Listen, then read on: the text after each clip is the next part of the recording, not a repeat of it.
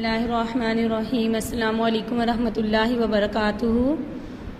رب اشرح لی صدری ویسر لی امری واحلل عقدۃ من لسانی یفقہوا قولی۔ رب زدنی علما رب زدنی علما رب زدنی علما۔ طلبات، مجھے امید ہے کہ آپ سب خیریت سے ہوں گی۔ بیٹا، آج ہم نے پڑھنا ہے آسمانی کتابیں۔ ایمان مفصل کے مطابق تیسری چیز جس پر ایمان لانا ضروری ہے وہ کیا ہے؟ اللہ تعالیٰ کی نازل کرتا کتابیں۔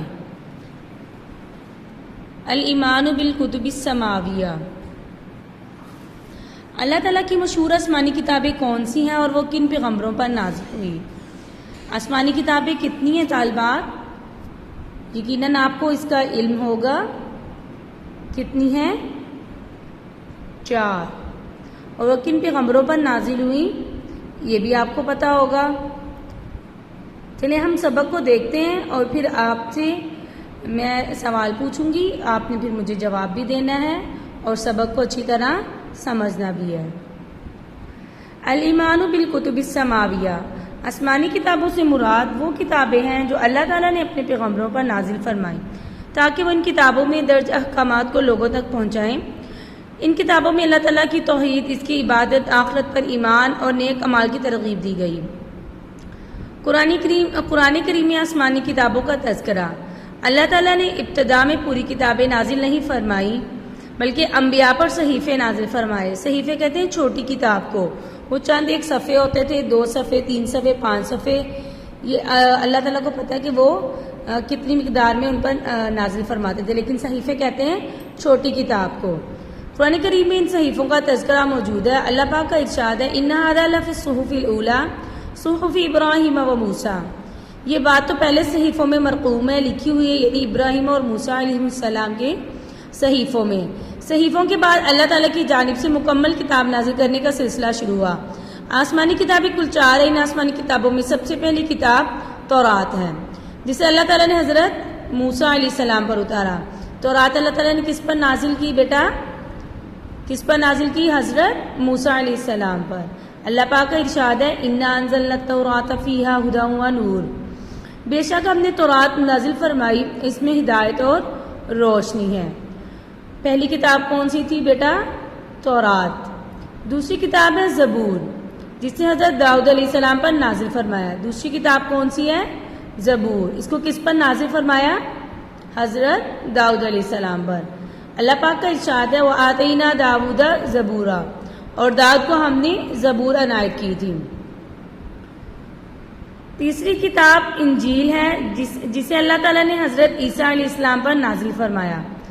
اللہ تعالیٰ فرماتے ہیں، وَآتَيْنَاهُ الْإِنجِيلَ فِيهِ هُدًى وَنُورٌ، اور ان عیسیٰ علیہ السلام کو انجیل عنایت کی جس میں ہدایت اور نور ہے۔ اور چوتھی اور آخری کتاب قرآن مجید، جسے امام الانبیاء خاتم النبیین حضرت محمد صلی اللہ علیہ وسلم پر نازل فرمایا۔ اس کے متعلق اللہ پاک کا ارشاد ہے، اِنَّا نَحْنُ نَزَّلْنَا عَلَيْكَ الْقُرْآنَ تَنزِيلًا۔ اے محمد صلی اللہ علیہ وسلم، ہم نے آپ پر قرآن آہستہ آہستہ نازل کیا۔ تو 4 کتابوں کے نام مکمل ہو گئے۔ پہلی کتاب کس پر نازل ہوئی؟ پہلی کتاب کیا تھی؟ اس کا نام تورات۔ کس پر نازل ہوئی؟ حضرت موسیٰ علیہ السلام پر۔ دوسری کتاب کا کیا نام تھا بیٹا؟ زبور۔ کس پر نازل فرمائی؟ حضرت عیسیٰ پر۔ کس پر؟ حضرت داؤد علیہ السلام پر۔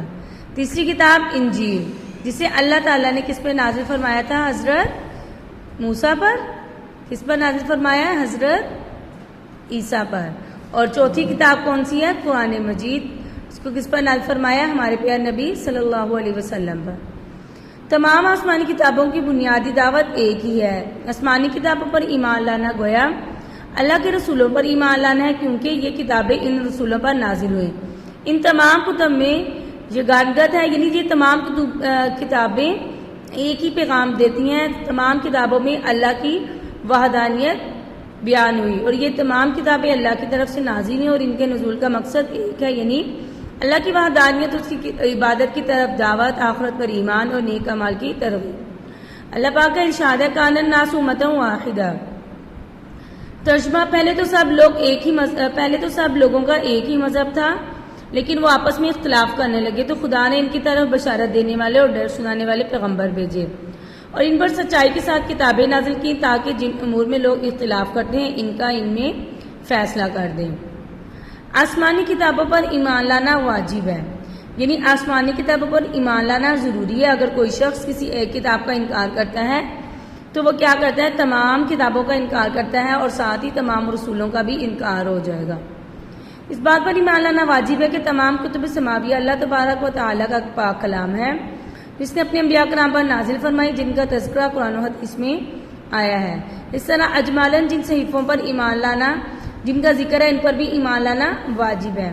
جو انبیاء پر نازل ہوئے جن کے نام ہم جانتے تھے یا جن کے نام ہم نہیں جانتے، وہ تمام صحیفے حق اور سچ تھے کیونکہ وہ بھی اللہ کی طرف سے تھے۔ اللہ پاک کا ارشاد ہے یا ایھا الذین آمنوا آمنوا باللہ ورسولہ والکتاب الذی نزل علی رسولہ والکتاب الذی انزل من قبل۔ مومنو، خدا پر اور اس کے رسول پر اور جو کتاب اس نے اپنے پیغمبر پر نازل کی ہے اور جو کتابیں اس سے پہلے نازل کی تھی سب پر ایمان لاؤ۔ تو اس طرح قرآن پاک سے ثابت ہے کہ تمام آسمانی کتابوں پر ایمان لانا ضروری ہے۔ اگر کوئی کسی ایک کتاب کا بھی انکار کر دے گا تو وہ کیا کرے گا؟ قرآن پاک کا انکار کرے گا، اور کسی ایک کتاب کا انکار، قرآن پاک کا انکار، سب کا انکار ہو جائے گا اور یہ ایمان کا جز ہے، اور جب کتابوں کو نہیں مانیں گے تو دائرہ اسلام میں بھی ایمان میں بھی داخل نہیں ہوں گے۔ سابقہ کتب میں تحریف، جس طرح ہر مسلمان کے لیے یہ ایمان لانا ضروری ہے کہ تمام آسمانی کتابیں اللہ تعالیٰ نے نازل فرمائی، اسی طرح اس بات کا یقین بھی ضروری ہے کہ ان تمام کتب سابقہ میں تحریف ہو چکی ہے، تبدیلی ہو چکی ہے، کوئی بھی اپنی اصل پر نہیں، یعنی جو اللہ تعالیٰ نے جس حالت میں نازل فرمائی تھی لوگوں نے کیا کیا؟ وہ ساری کتابیں بدل دی ہیں۔ اب ان کتب میں توحید کے بجائے شرکی عقائد، جھوٹی حکایات اور قصے تحریر ہیں، یعنی انہوں نے اپنی مرضی کے جو واقعات ہیں، اپنی مرضی کے مسائل، اپنی مرضی کے احکامات کیا کیے ہیں؟ شامل کر لیے ہیں، اور اللہ تعالیٰ کی جو نازل کرتا کتاب تھی، جو احکامات ہیں ان کو بدل دیا، ان میں درج احکامات الہیہ کو تبدیل کر دیا۔ یہ سب ان لوگوں نے دنیا کے معمولی عارضی مال و دولت اور فائدے کے لیے کیا۔ اللہ پاک کا ارشاد ہے فویل لہم مما کتبت ایدیہم وویل لہم مما یکسبون۔ ان پر افسوس ہے اس لیے کہ بے اصل باتیں اپنے ہاتھ سے لکھتے ہیں، اور پھر ان پر افسوس ہے اس لیے کہ ایسے کام کرتے ہیں۔ پر جو باتیں قرآن کریم کے موافق ہیں ان پر ایمان لانا ضروری ہوگا، اور جو باتیں یا احکامات قرآن کریم سے موافقت نہیں رکھتے ان کو ماننا درست نہیں ہے، یعنی جو باتیں اب قرآن پاک سے ملتی ہیں ان کو ہم مان لیں، اور جو نہیں ملتی ان کو ماننا ضروری نہیں ہے، ان کو ماننا درست نہیں ہے۔ قرآن کریم کی تعریف پڑھنی ہم نے کہ قرآن کریم کی کیا تعریف ہے۔ قرآن پاک اللہ پاک کا وہ کلام ہے جو اس نے ہمارے پیارے نبی حضرت محمد صلی اللہ علیہ وسلم پر نازل فرمایا۔ قرآن کریم کی تعریف ہے ہوا کلام اللہ تعالی المنزل علی الرسول المکتوب فی المصاحف المنقول الینا نقلا متواترا بلا شبہ۔ قرآن کریم اللہ پاک کا وہ کلام ہے جو آپ صلی اللہ علیہ وسلم پر نازل ہوا، صحیفوں میں لکھا ہوا ہے، جو بغیر شبہ کے تواتر سے ہم تک پہنچا ہے۔ قرآن کریم کا نزول مکہ مکرمہ میں نبی کریم صلی اللہ علیہ وسلم نبوت ملنے سے پہلے ہی غار حرا میں عبادت کے لیے تشریف لے جاتے تھے۔ اسی طرح ایک دن آپ صلی اللہ علیہ وسلم غار حرا میں عبادت میں مصروف تھے تو حضرت جبرائیل علیہ السلام اللہ کی طرف سے یہ پیغام لے کر آئے اقرأ بسم ربک الذی خلق خلق الانسان من علق اقرأ وربک الاکرم۔ اس طرح سورۃ علق کی پہلی 5 آیات نازل ہوئی، ان کا ترجمہ یہ ہے اے محمد صلی اللہ علیہ وسلم اپنے پروردگار کا نام لے کر پڑھو جس نے انسان کو خون کی پھٹکی سے بنایا، پڑھو تمہارا پروردگار بڑا کریم ہے جس نے قلم کے ذریعے علم سکھایا اور انسان کو وہ باتیں سکھائیں جن کا اس کو علم نہ تھا۔ یہ قرآن مجید کی ابتدائی آیات ہیں۔ اس کے بعد کچھ عرصہ تک آپ پر وحی نازل نہیں ہوا اور پھر ضرورت کے مطابق تھوڑا تھوڑا قرآن پاک آپ صلی اللہ علیہ وسلم پر نازل ہوتا رہا، یہاں تک کہ 23 سال تک قرآن پاک ضرورت کے مطابق نازل ہوتا رہا اور 23 سال میں مکمل ہو گیا۔ آپ صلی اللہ علیہ وسلم کہاں عبادت کے لیے تشریف لے جاتے تھے بیٹا؟ کون سے غار میں؟ غار حرا۔ آپ کے پاس کون سا فرشتہ وحی لے کر آیا؟ جبرائیل امین۔ قرآن پاک کی جو تعریف ہے، قرآن کریم کی عربی تعریف وہ کیا ہے؟ ہوا کلام اللہ تعالی المنزل، پوری آپ نے اردو اور عربی دونوں یاد کرنی ہے۔ قرآن مجید کتنے عرصے میں نازل ہوا؟ 24 سال میں؟ کتنے سال میں؟ 23 سال میں۔ قرآن پاک کا نزول مکمل ہوا نزول کے اعتبار سے سب سے آخری آیت یہ ہے، وَاتَّقُوا يَوْمًا تُرْجَعُونَ فِيهِ إِلَى اللَّهِ ثُمَّ تُوَفَّىٰ كُلُّ نَفْسٍ مَّا كَسَبَتْ وَهُمْ لَا يُظْلَمُونَ، اور اس دن سے ڈرو جب کہ خدا کے حضور میں لوٹ کر جاؤ گے، ہر شخص اپنے مال کا پورا پورا بدلہ پائے گا اور کسی کو کچھ نقصان نہ ہوگا۔ قرآن کریم کی تدوین یعنی جمع کرنا، جب وہی نازل ہوتی تو صحابہ کرام آپ صلی اللہ علیہ وسلم کے ارشاد کے مطابق اس کو لکھ لیا کرتے، جو صحابہ اکثر وہی لکھا کرتے تھے۔ ان میں حضرت علی، حضرت عثمان غنی، حضرت زید بن ثابت، ابی بن کعب، عبداللہ بن مسعود، سب یہ کیا ہیں؟ زیادہ مشہور ہیں۔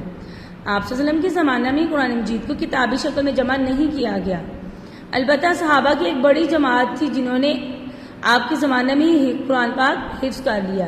کتابی شکل میں لکھا نہیں تھا لیکن قرآن پاک لکھا ہوا موجود تھا۔ آپ صلی اللہ علیہ وسلم بتا دیتے تھے کہ فلاں آیت کو فلاں آیت کے بعد، سورت کو دوسری سورت کے بعد، یہ کس سورت کو کس سورت کے بعد لکھنا ہے اور یہ آیت کس سورت میں لکھنی ہے، یہ آپ صلی اللہ علیہ وسلم بتاتے تھے اور یہ لکھا ہوا موجود تھا۔ بس جس طرح ایک جلد میں ایک مصحف میں قرآن پاک موجود ہوتا ہے اب ہے، ویسے موجود نہیں تھا۔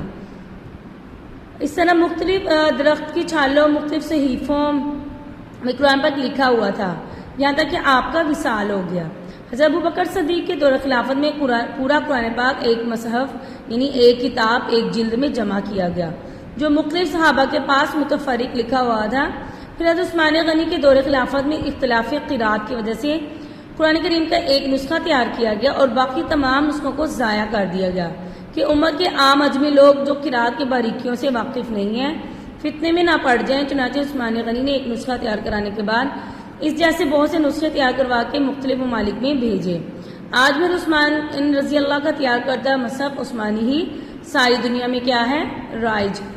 یہ کہنا کہ قرآن کریم آپ کے وصال کے بعد لکھا گیا ہے بالکل غلط ہے۔ جیسے کہ آپ نے بھی پڑھا، میں نے آپ کو بتایا کہ ایک جلد میں نہیں تھا لیکن آپ صلی اللہ علیہ وسلم صحابہ کرام سے لکھواتے ضرور تھے، لکھا ہوا موجود تھا۔